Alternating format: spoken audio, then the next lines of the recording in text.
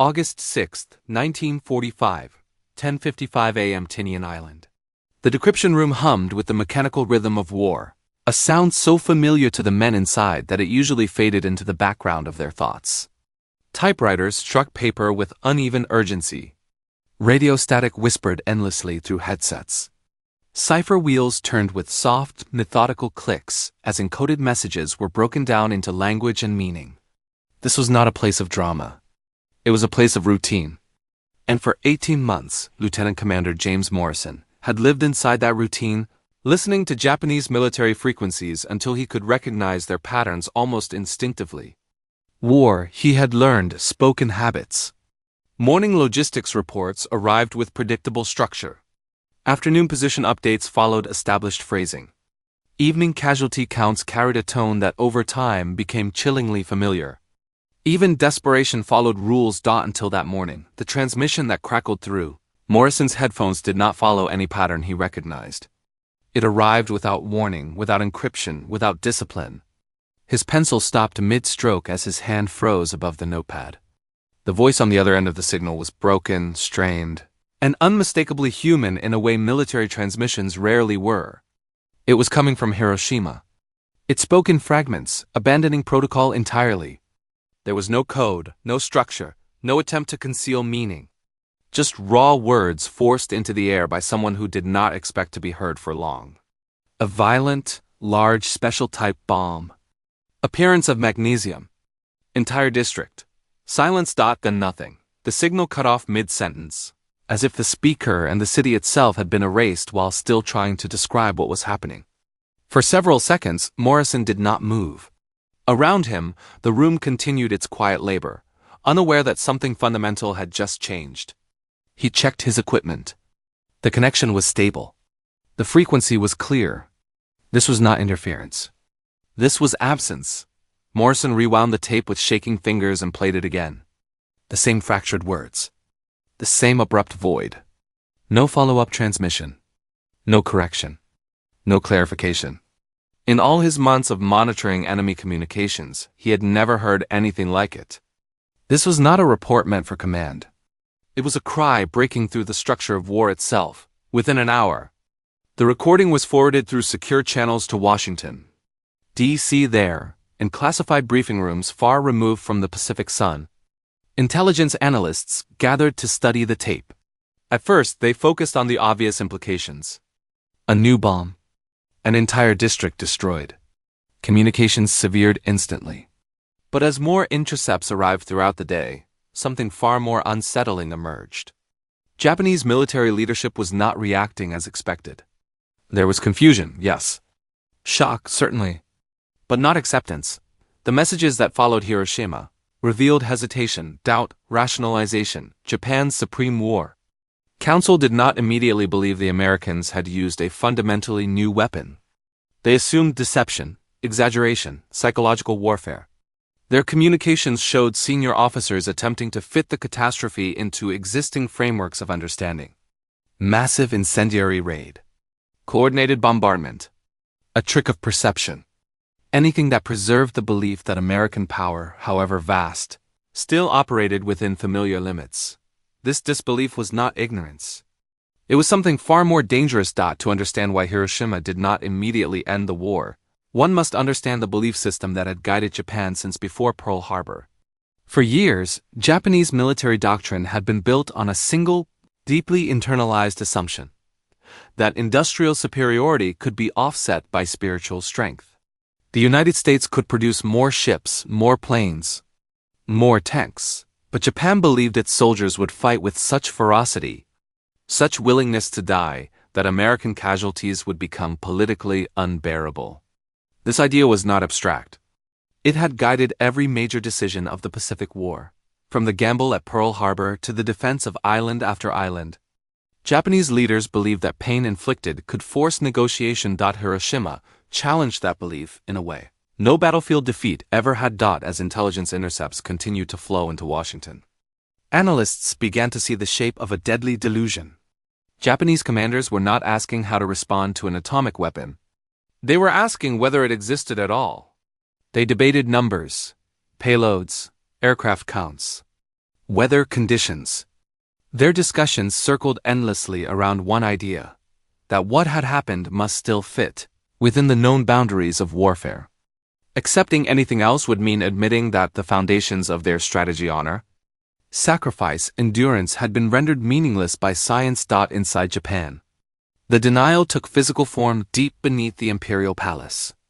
90 feet underground, the basement war room maintained a precise temperature, carefully regulated to keep minds sharp and tempers cool. Maps covered every wall, tracking American advances with red pins that crept closer each week. Cigarette smoke hung in the air, mixing with the smell of stale coffee and paper. This room had absorbed years of bad news, and its occupants had learned to manage decline with discipline. On the morning of August 6th, it felt like just another day of grim calculation. When the first decoded message from Hiroshima reached the room, an entire city destroyed by a single bomb. The immediate response was not fear, but analysis. Senior officers assumed the Americans had launched their largest conventional raid yet. Hundreds of B-29 bombers, perhaps 500, dropping incendiaries simultaneously. The mathematics demanded it. Hiroshima covered 27 square miles and housed hundreds of thousands of people. No other explanation made sense. But even as this assumption circulated, contradictions began to surface. Weather observers had tracked only 3 American aircraft over Hiroshima that morning. Not 300, 3 by late morning. Reconnaissance pilots attempting to reach the city reported something unprecedented. A mushroom-shaped cloud rising tens of thousands of feet into the sky, visible from unimaginable distances. The cloud glowed with colors no one could adequately describe, purples and oranges that pulsed with internal light. Eyewitness accounts spoke of a flash brighter than 1,000 suns, followed by a pressure wave that knocked trains from their tracks miles away. Entire districts had vanished. Still, denial held. For Japanese leadership, accepting the reality of Hiroshima meant accepting that the war had already been lost. It meant acknowledging that American industrial and scientific capacity had reached a level that rendered traditional measures of courage irrelevant. It meant confronting the possibility that continued resistance would not bring honor, but extinction. And so, even as evidence accumulated, belief resisted reality with extraordinary force. This was the moment when the war truly changed, not because of the bomb itself, but because of what it revealed about the limits of human judgment under pressure. Hiroshima exposed a truth more unsettling than any weapon: that nations, like individuals, can cling to comforting illusions even as the world around them collapses. And on that morning in August, as tapes spun quietly in intelligence rooms, and war councils argued beneath layers of concrete, the fate of millions rested not on firepower alone, but on whether reality would finally be allowed to break through belief. The architecture of denial. By midday on August 6, 1945, the war inside Japan's leadership was no longer being fought on distant islands or in the skies above burning cities. It was being fought in conference rooms, intelligence offices, and underground bunkers where belief struggled desperately against evidence. Reports from Hiroshima continued to arrive in fragments, railway officials describing entire districts erased, military units failing to respond, hospitals destroyed beyond recognition. But each new piece of information only deepened the same instinctive reaction: reinterpret, reframe, deny. The Japanese Supreme War Council had spent years conditioning itself to expect devastation. Incendiary raids had already destroyed over 60 cities. Tokyo itself had lost more than 100,000 civilians in a single night. Catastrophe, however horrific, was still familiar. Hiroshima had to fit that pattern, because the alternative was too destabilizing to accept. The first formal assessment produced by the Army Air Defense Staff reflected this need for familiarity. Typed on official War Ministry letterhead, it concluded that the Hiroshima incident was consistent with a massive conventional incendiary raid involving 400 to 500 B-29 bombers, using a new cluster bomb configuration. Casualty reports, the document suggested, were likely exaggerated due to communication failures. It was a reassuring explanation. It preserved continuity. It allowed commanders to believe they still understood the war they were fighting. What it ignored deliberately were the contradictions piling up around it. Radar logs showed only 3 aircraft. Weather stations confirmed clear visibility. Reconnaissance pilots described a single point of origin, not dozens. When aerial photographs finally reached Tokyo in the early evening, even the most experienced analysts were shaken. The images did not resemble any raid they had studied in 3 years of relentless air war.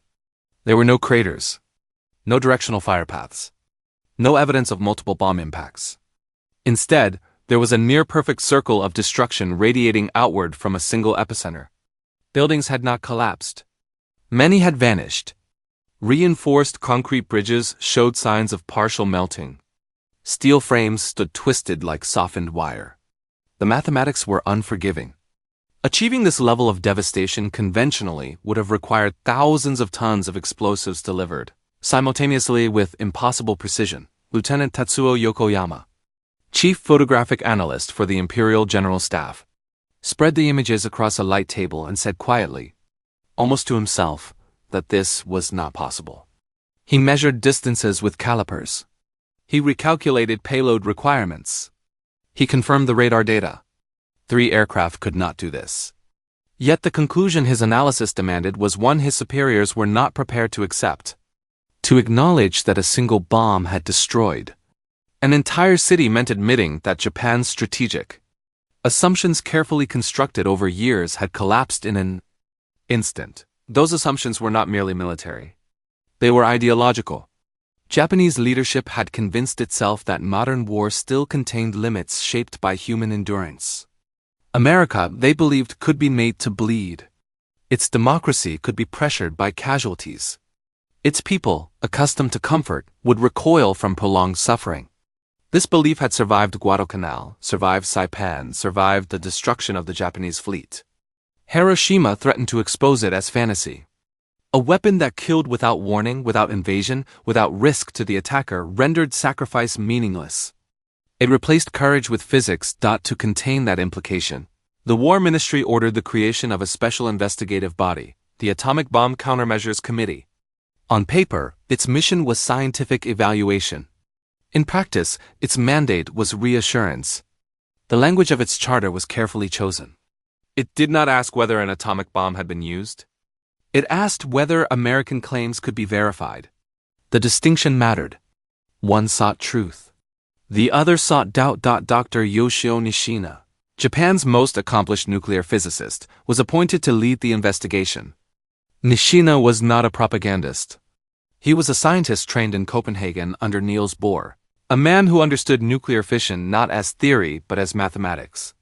He had spent years directing Japan's own atomic research, fully aware of how far behind his country lagged in resources and scale.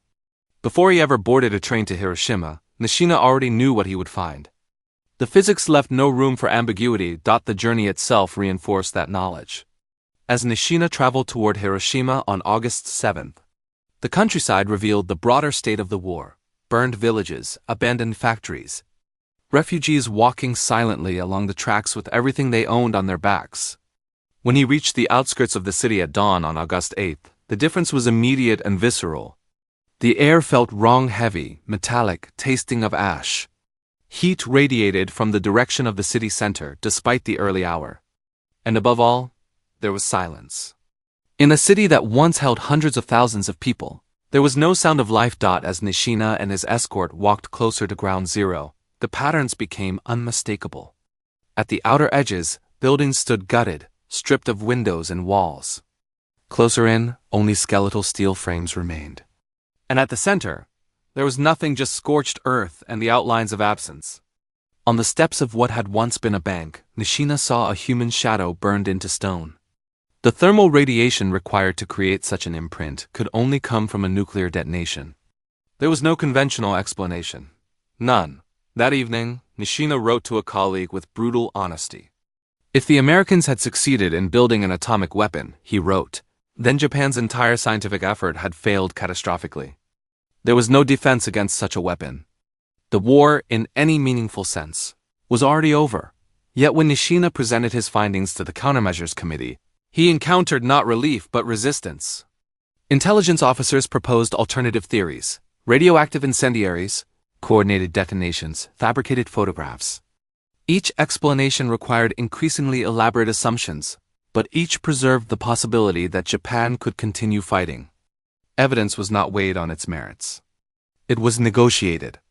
By the end of the meeting, the committee's official conclusion stated that while a special type bomb may have been used, evidence was insufficient to confirm atomic deployment. American intelligence intercepted the report within hours. In Washington, analysts listening to the translated communications felt a chill that had nothing to do with the weapon itself. Japan was not reacting as a rational actor confronted with overwhelming force. It was retreating into denial. Orders intercepted throughout August 7th and 8th instructed units to maintain all defensive preparations. Atomic claims were assessed as psychological warfare. Operational planning continued unchanged. The bomb had not broken Japan's will. It had exposed its paralysis. This was the architecture of denial at its most dangerous. Faced with evidence that rendered their worldview obsolete, Japan's leaders chose to protect belief rather than lives. Hiroshima was not yet the end of the war, not because the destruction was insufficient, but because acceptance lagged behind reality. And as tapes continued to spin in intelligence rooms thousands of miles away, one conclusion became unavoidable. If belief did not collapse soon, the war would not end with Hiroshima. It would demand something even more terrible to force truth into the open. The illusion did not die with Hiroshima. It staggered forward, wounded but stubborn, sustained by habit, hierarchy, and fear of the unthinkable. Throughout the night of August 6th and into the morning of August 7th, intercepted Japanese communications revealed a leadership trying desperately to reinterpret reality before reality could interpret them. Orders continued to flow. Defensive preparations were reaffirmed. The atomic bomb was discussed not as a strategic endpoint, but as an anomaly, something to be explained away, compartmentalized, delayed. In Tokyo's underground war rooms, men spoke carefully, choosing words that allowed the future to remain negotiable. Acceptance, once spoken aloud, could not be taken back. American intelligence. Analysts listening from thousands of miles away recognized the danger immediately. This was not the behavior of a government preparing to surrender. It was the behavior of a system trapped inside its own assumptions. Analysts noted with growing alarm that Japanese commanders were treating Hiroshima as a singular event rather than a precedent. One bomb, perhaps? Two at most. An extraordinary effort that could not be repeated at scale. This belief was fatal because it underestimated not only American technology, but American industrial momentum. The same factories that had flooded the Pacific with ships and aircraft were now capable of producing something far worse. By August 8th, a second catastrophe loomed, though Japan did not yet know it. In Washington and at forward bases in the Pacific, the machinery of war continued its motion with grim efficiency. Orders were issued. Crews were briefed. Another weapon was prepared. The assumption driving American decision-making was brutally simple. If Hiroshima had not ended the war, then the shock had not been sufficient. And if belief was the obstacle, then belief would have to be broken completely. At the same time, Japan's leadership clung to a final diplomatic illusion. For months, Foreign Minister Shigenori Tsuji had pursued a quiet, desperate strategy through Moscow. Japan still maintained a neutrality pact with the Soviet Union, and leaders in Tokyo convinced themselves that Soviet mediation could deliver a negotiated peace, one that preserved the emperor, avoided occupation, and spared the nation the humiliation of unconditional surrender. It was a strategy built not on strength, but on hope. And hope, like denial, can be intoxicating. That hope died at midnight on August 8th. Japanese ambassador Naotake Sato was summoned to the Kremlin under unusual circumstances. There were no formalities, no pleasantries. Soviet Foreign Minister Vyacheslav Molotov delivered his message in less than half a minute. In accordance with Allied agreements, the Soviet Union now considered itself at war with Japan. The meeting was over. Sato left the building knowing that Japan had lost not just a mediator, but its last strategic illusion. Within hours, Soviet forces more than 1 million strong poured into Manchuria, smashing through the Kwantung Army with overwhelming force. Japan now faced annihilation from every direction. The news reached Tokyo in the early hours of August 9th. The Supreme War Council convened again. This time not to debate Hiroshima, but to confront a reality even more terrifying. Japan was now fighting the United States, the British Empire, China, and the Soviet Union simultaneously. The war room, once a place of disciplined control, became a chamber of exhaustion and rage. General Kurekaka Anami, the most ardent advocate of continued resistance, argued that the nation must fight on regardless of cost. Operation Ketsugo, the plan to turn the Japanese homeland into a vast killing ground, was presented as proof that victory could still be forced through sacrifice, but the mathematics no longer supported rhetoric. Then, at 11:02 a.m. on August 9th, Nagasaki disappeared. The second atomic bomb confirmed what Hiroshima alone had failed to prove. This was not a singular event. It was a capability. Another city was erased. Another mushroom cloud rose into the sky. Tens of thousands more died in seconds. Intercepted communications captured a shift in tone that American analysts had been waiting for. Fear entered the language, not abstract fear, but raw terror. And yet, even then, surrender did not follow automatically. Some orders still spoke of resistance.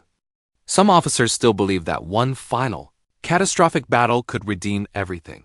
The Japanese government was now paralyzed. The Supreme War Council, consisting of 6 men, was evenly split. 3 recognized that continued resistance meant national extinction. 3 believed that surrender without honor was worse than death itself. Hours passed. Arguments repeated. No one could yield without shattering the identity that had guided them their entire lives. In this deadlock, Prime Minister Kantaro Suzuki made a decision that violated every precedent of modern Japanese governance. The issue would be placed before the Emperor. In the early morning hours of August 10th, Emperor Hirohito entered the underground conference room beneath the Imperial Palace.